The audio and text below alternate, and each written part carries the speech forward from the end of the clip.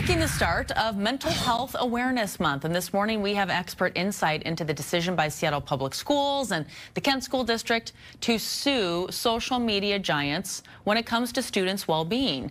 You might remember this happened a bit earlier this year, but those districts say that tech giants, like TikTok and Instagram and YouTube, harm students' social, emotional, and mental health. Several school districts across the country echoed those allegations in similar lawsuits against those companies.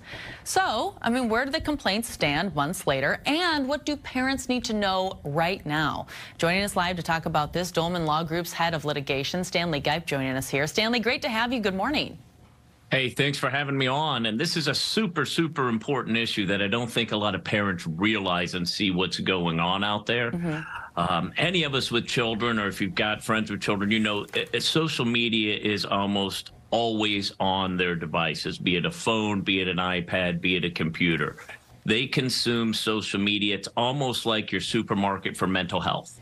Yeah. When you go ahead. Oh, and I was going to say, and this is sort of a new school problem within the last 20 years. We're starting to see the ramifications of this social media and what it does to kids' mental health. Can you talk a little bit deeper about how it could be harming students, especially when it comes to mental health? Yeah, we back up and look at sort of the social media platforms as a whole. A lot of times we think of them almost like a supermarket where you go through and browse. And the issue isn't the content that's in there. The issue is the way they decide what to put in your basket, because now they've got algorithms that choose what your children see.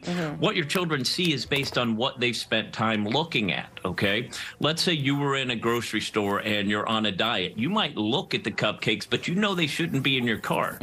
Well, now social media sees them look at the cupcakes, they just put more cupcakes in the cart. So everything children look at and see isn't necessarily going to be healthy. The algorithm chooses how to feed it to them and in what ways. And it presents an almost artificial view of society, presenting things as normal, which might not be normal. Okay, now, one of the big things that you will hear children say about TikTok is TikTok knew I was blank before I did, whether it be gay, anorexic, whatever that trait is, because they see TikTok feeding them these videos before they realize they had this tendency. Big question is feeding those videos causing the tendency? Okay, or was a tendency already there? There's a whole bunch of stuff that goes on with the developing teenage and adolescent brain. Okay, it's not able to filter information the same way a full adult brain is. Okay, so what we run into is a series of people who get out there, they've got false perceptions of the world, and it starts to weigh on them. It creates feelings of inferiority. Whereas you used to look out across the neighborhood and see what was happening, now you look out across sort of the galaxy or universe and see an almost artificial scene of what's going on. So, when we talk, we just talked about, these school districts coming forward with these lawsuits. In your professional opinion, obviously we're just looking at what could possibly happen, but how do you expect these types of things to play out? I expect them to be successful. It's all based on the algorithms, okay? So these companies are using programs to decide what social media your children will consume, okay? They're selling time. Time and consumption is what they want. They want more face time on the screen. And be it an unhealthy thing that your child watches or a healthy thing, all they care about is the amount of time. As you know, children look at all different kinds of stuff as we're growing up. Okay, we explore different things that may or may not be healthy for us. Sometimes they get caught in sort of an unhealthy sphere where the social media notices it, they spend time looking at it, and it reinforces these unhealthy ideas.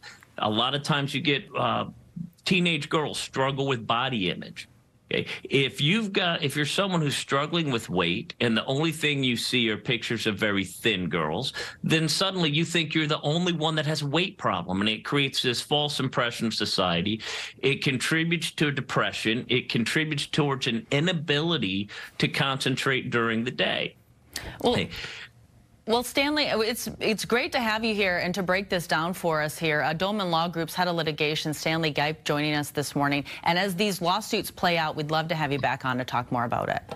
Hey, absolutely. Anytime. There's probably hours of stuff you could talk about on this, and there's going to be a lot of interesting things develop as these get a little deeper into litigation. Yeah, it sure sounds like it. Thank you.